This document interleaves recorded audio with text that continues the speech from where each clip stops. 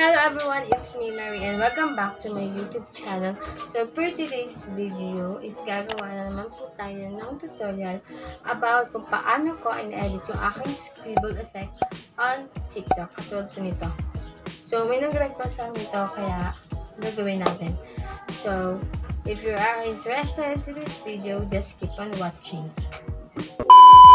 So, bago kayo makagawa ng scribble effect, so kailangan nyo muna ng video para sa gagawin yung scribble effect. Ngayon guys, may ginagamit akong apps, which is yung Scribble. At kailangan nyo siyang i-download sa Play Store. And hindi ko alam kung meron nito sa iOS, pero baka naman meron, pero ibang apps. So, yan, papakita ko na sa inyo guys yung tutorial about scribble effect. So, pagkatapos nyo siya guys, ma-download, pindutin nyo siya. And then, ito guys, lalabas sa kanya. So, gawin nyo is pindutin nyo yung plus sign sa baba. And then, pindutin nyo yung video. Kasi, ang gagawin natin is, gagawa tayo ng, or magdodraw tayo sa video para makagawa tayo ng amazing video effects. So, pindutin nyo yan. And then, ganito guys yung lalabas. So, pindutin nyo okay. So, ito guys yung mga dati kong in-edit dito sa Scribble. So, pindutin nyo ulit guys yung plus sign sa baba. And then, mag-add na kayo ng video. So, ito guys, yung i-add ko yung video. So, yung video ko guys, is galing sa TikTok. And, in-screen record ko lang siya para hindi masama yung TikTok watermark niya. Kasi, mas maganda tingnan kapag walang makikitang watermark yung video mo. So, sunod is proceed. So, yan siya. So, ang gagawin niyo is pindutin niyo yung check. So, kapag napindot niyo guys yung check, may makikita kayong ganito. So, sabi dito, you can import a maximum of 10 seconds in the free version. Kapag pinindot nyo, yung continue, only the 10 seconds lang yung ma-import na video nyo. Pero kapag pinindot nyo guys, yung watch a video, ma-import yung first 20 seconds mo. So, pindutin nyo guys yung watch video para ma-import lahat yung video nyo. So, yan. So, pagkatapos nyo guys, mapanood yung ads. So, ganito guys yung lalabas sa kanya. Is finishing up na.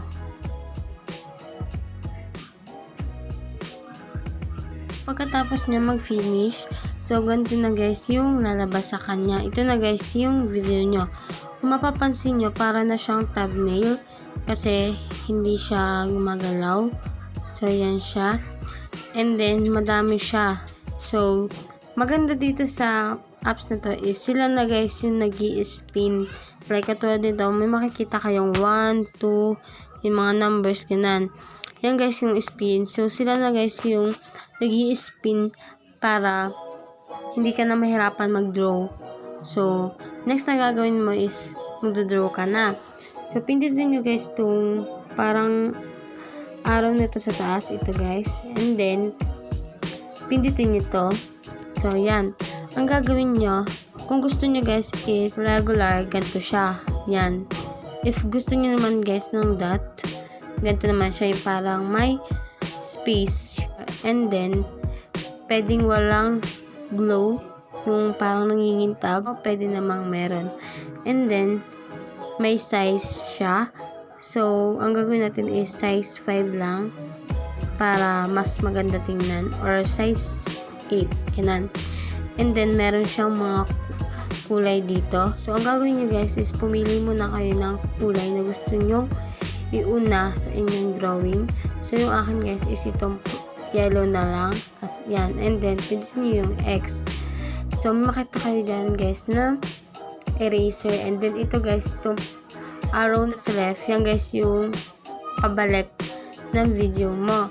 And then, ito naman yung arrow sa right. Yan yung parang pambura or paalisin yung drawing mo. So, ang gagawin nyo, pag natapos nyo guys yung pindutin, pwede na kayo mag-drawing. Like, ganan.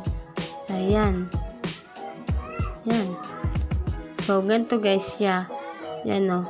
So, ang gagawin ko muna guys is nakaganan ako. So, ang gagawin ko guys is yung aking damit. So, ganito siya. Yan. Parang babakatin mo lang guys yung damit mo. Like ganun. yan. And then, pwede kang maglagay ng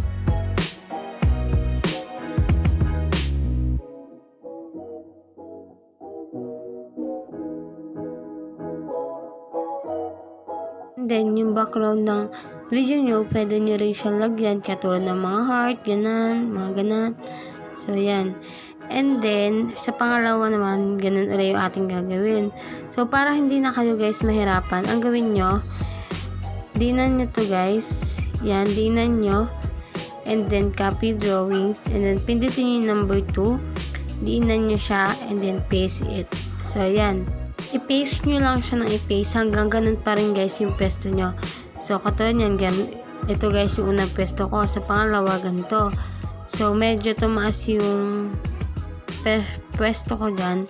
So, gagawin ko, drawing na ulit ako ng ganon.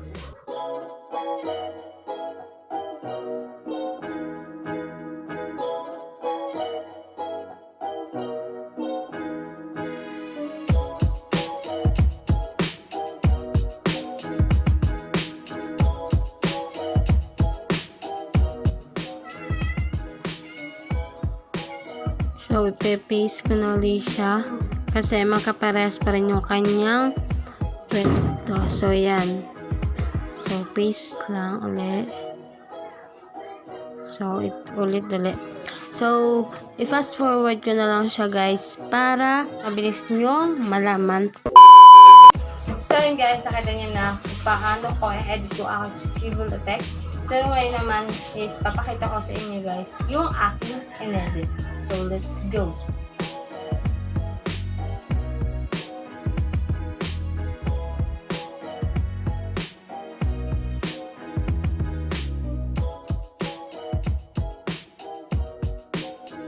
So yun guys, nakita nyo na kung paano ako mag-edit ng aking scribble effect.